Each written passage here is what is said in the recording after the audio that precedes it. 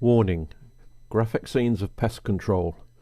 Do not watch if you might be offended. Sorry about the background noise here. Unfortunately, I forgot to change the battery in the pod. Eventually it got low enough and I did change it, so this annoying sound disappears. Today we're back at Ted's Belt. I haven't shot this for a little while. The numbers have been relatively low.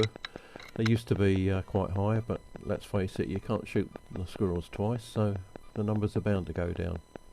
If you're wondering what the second platform on the feeder is, I've been having a lot of problems with jays and jackdaws visiting this feeder and depleting the grain inside quite rapidly, so my solution was to put the extra platform on. The squirrels can still access it easily, as can the smaller songbirds and so on, so it's doing the job that I want.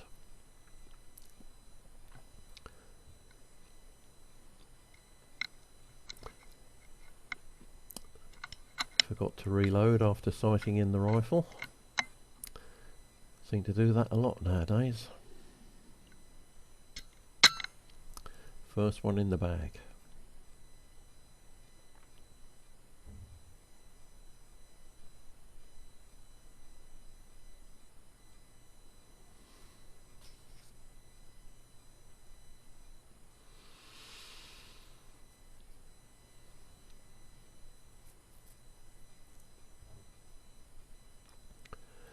Need to get the strimmer out, just can't see what's going on the ground now.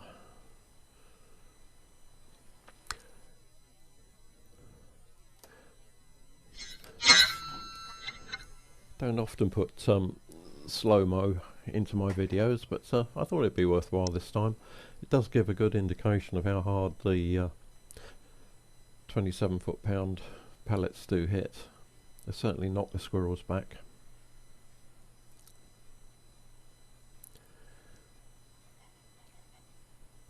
Seem to be more buzzards around than ever.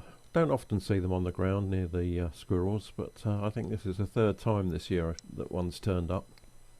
A little later on I turned the reticule off. It's not because there's any chance of me shooting it, it's just that if there's no reticle in the view, then if I want to take a still frame out of the video, I can. I do it sometimes, not very often.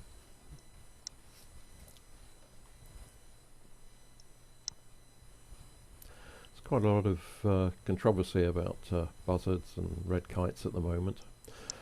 Some people seem to think that they are having a big impact on ground nesting birds. On this particular shoot, I don't see them over the open ground at all. They're always flying backwards and forwards across a woodland, and this is a case in point. I haven't been shooting that long, and got a couple of squirrels on the ground, and a buzzard had already found them, despite the fact that there's quite a lot of canopy at the moment.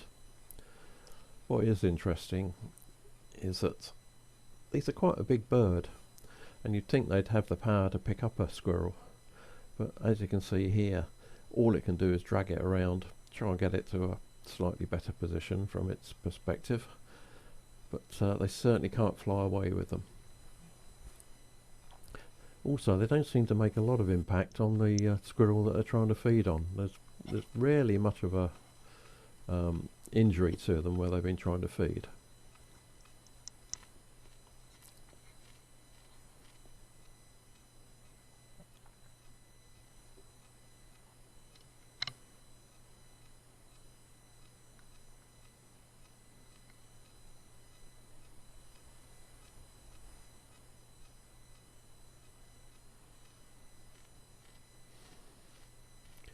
Seem to be wavering around a lot today. To some extent it's because I'm on times 13 for the magnification, which does make it look worse than it is, but I'm using a Recon tripod, so it shouldn't be wobbling around that much. I got everything locked down pretty well. There was another welcome visitor. This is probably a year-old muntjac. Doesn't have much in the way of horns. or are they antlers? Horns, I think. But nice to see them.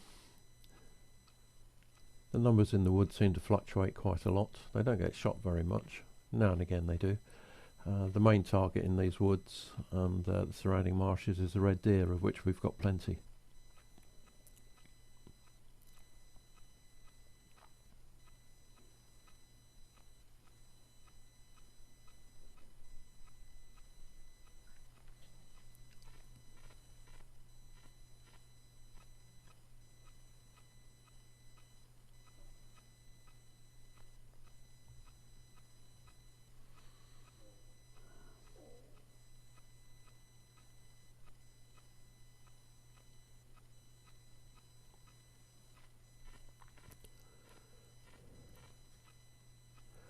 Don't worry, soon be back on the squirrels. Make no apologies for having these wildlife clips in. It's one of the reasons that I do it. I just love sitting in the wood watching what's going on, listening to the bird song, seeing how the woods have improved, having fewer squirrels rampaging around.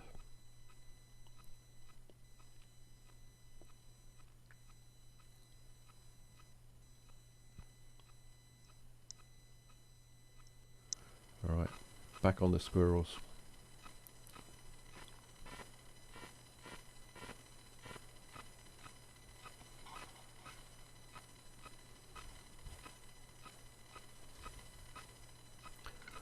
This one was a little bit warier there. Probably could smell the other squirrels that have been on the feeder.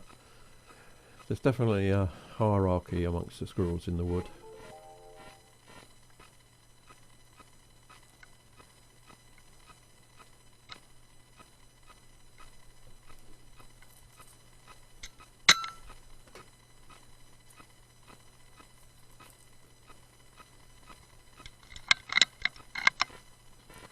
Well done.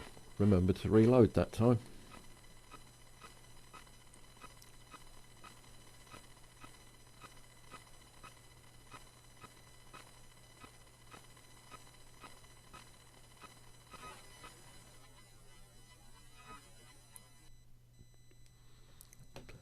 Well, I hope you enjoyed the video. If you did, could you please like and subscribe?